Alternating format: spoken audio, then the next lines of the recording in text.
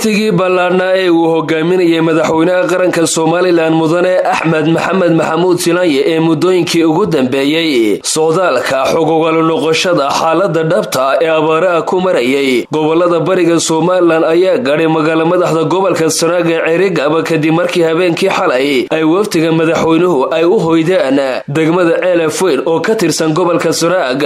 ujeedada safarka madaxweynaha Soomaaliland ayaa daaran sidii uu ceelaliyo ugu noqon lahaa uguna gurman lahaa waxna u gaarsiin lahaa bulshada ay abaarta xumi waxyeelada u geysatay una kala hayaamaya waagi yimaadaba meesha wax loogu sheego biyo iyo baad inkastoo aanay haysan wax ay ku guuraan oo ay ku tagaan goobaha ay ka heli karaan wixii ay quudan lahaayeen maalmaha ku soo aadan.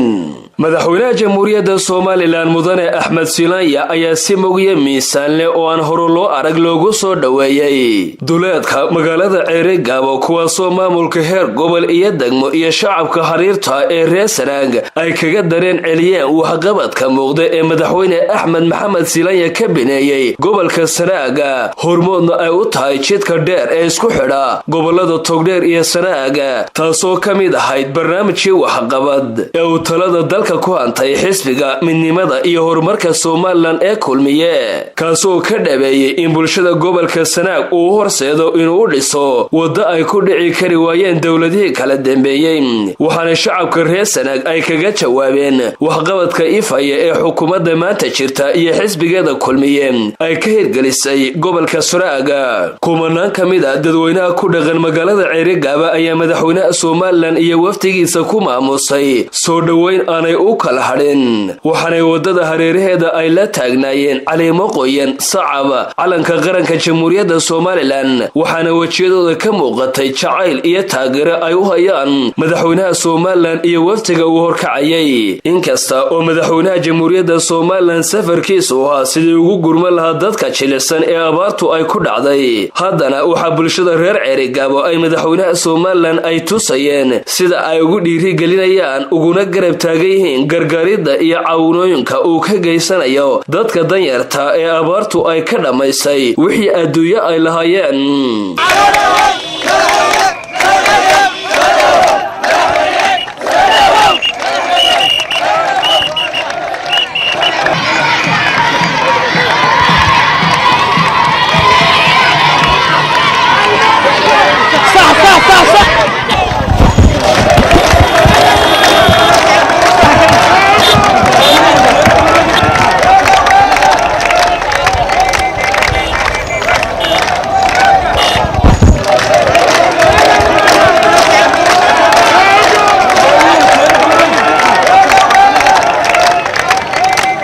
afayeenka madaxtooyada Soomaaliland mudane Xuseen Aadan Ciiga Xuseen Deyr ayaa shacabka reer Sanaag uga mahad celiyay sida milgaha leh ay u soo dhaweeyeen. anigoo ku hadlay afka madaxweynaha iyo waftigiisa waxaan si milga iyo miisaan leh uga mahadnaqayaa shicibka qiimaha iyo qaayaha badan leh ee reer Cerigaba iyo guud ahaanba gobolka kaleba degmooyinka kale gobolkaba sida qiimaha iyo qaayaha leh ee ay madaxweynuhu u soo dhaweeyeen ay ugu soo dhaweeyeen caleemo qoyan iyo calankii qaranka oo ah calaamadda astaanta qaranka ay luulayeen madaxweynuhu meel ka soo istaagaba wuxuu salaan kaga qaadanayay cutubyo ka tirsan ciidamada qaranka Soomaaliland si xamaasad iyo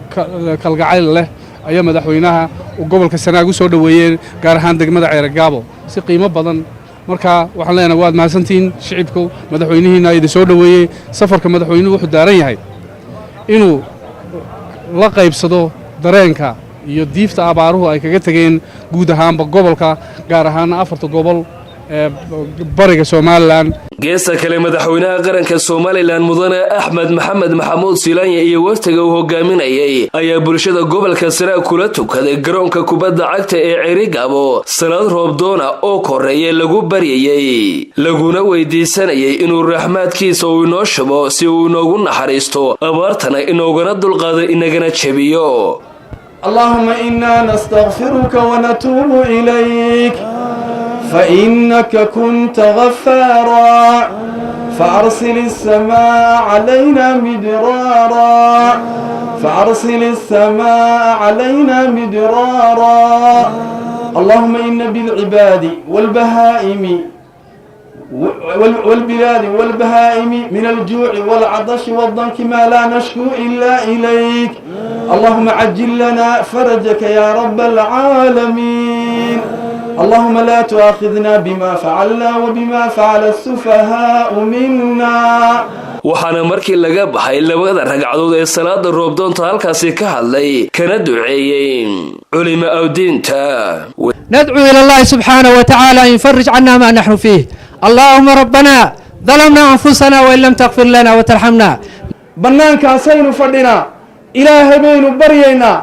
وين كنمد ماله الراحة مساجدين كسوت كلها هينمكا بورك يسيقدين دورناي عبعيدين دورناي وين يسوسها بحناي وين السيمناي هدفكين وحوية مباهدها اللو باهيها إنaynu gacmaha u wada taagno. wasiirkii hore ee maaliyadda mudane cabdicasiis maxamed samaale barasaabka gobolka Saraaga iyo maayirka magaalada Ceerigaabo ayaa shacabka ugu baaqay inay saamaxaan oo eeba u noqdaan si uu raxmaadkiisa inoogu shubo. waxaynu ku yimaadeen abaarta waxaynu ku yimaadeen inay noo duceeyaan aad iyo aad u mahadsantihiin si fiican ay u soo dhaweysteen haddaad tihiin ummadda ku nool Ceerigaabo. إله الروب كالنوش إله هذا الروب كالنوش إله بيت خير قبل نوش إلهي وحنا كبر إلى عامة ومعيمة وإلهي سبحانه وتعالى إن نون معي أي الله كبر إلى إلهي هنا أقبله صلاة دي أي نتكني صلاة الاستسقاء الله هنا أقبله رمضان بين ولا ليال تكني إلهي بين إسهاس دقني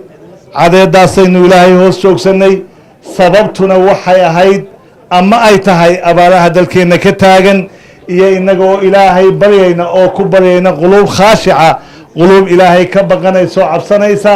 madaxdeeni mas'uuliyiinteeni iyo dhammaanba dadkii sharafta lahaa ee dalkan. wasiirka wasaaradda warfaafinta dhaqanka iyo wacyigelinta Soomaaliland mudane Cismaan Cabdilaahi Saxardiid Cadaani ayaa ka warramay baaxadda ay abaartu leedahay. waxaanu soo aragnay oo aanu meel walba ku soo aragnay meelaan wax biyeena jirin wax geedina jirin madaxweynuhuna ummadda iyo adduunweynahaba wuxuu ugu baaqay in laga hawlgalo hawsha. waxaa kale oo madaxweynaha la socda cid alle ciddii kalkaaliyaashiisa ahaa magacayaashiisa ahaa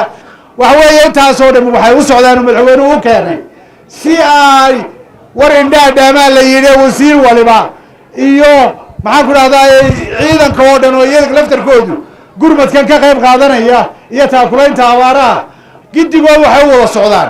inaan TV-na uga sheekayn wararna uga sheekayn meel kalena aanay ka maqlin wax ee madaxweynuhu ku amray dhammaantood in la soo wada baxo mid waliba cibrada uu ka qaato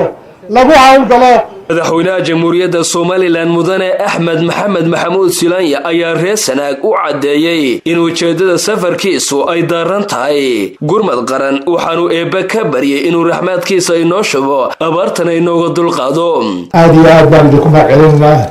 sida fiican noo soo dhaweyseen. waxaan u soconaa sida idinku warramay xaaladda abaaraha dalka dhacday ayaan u soconaa arrinteeda. ilaahay waxaanu ka baryaynaa in abaarta ilaahay naga jabsho oo meel khayr qaba cirka naga siiyo. dadku dhibaatada meel walba way haystaa way helaysaa abaartaasi meelo badan bay saamaysay laakiin wixii aynu qaban karro qabananaa waxaanu ballan qaadanaa dowlad ahaan inaanu dadaal weyn ka geysano wixii aanu qaban karayna aanu qabanno. ilaahaynana baynu baryaynaa ilaahan baa naga toojin karaa ilaahan baa naga qaadi karaa ilaahan baa na kaafiyi karaa. safarka madaxweynaha Soomaaliland ayaa galay maalintii 6aad waxaana uu sii wadan doonaa maalmaha soo socda safarkaasi xogogal noqoshada xaaladda abaarta. Axmed Saki Dairasan iyo Cabdilaahi Cali Suudi telefishinka qaranka Soomaaliland magaalada Ceerigaabo.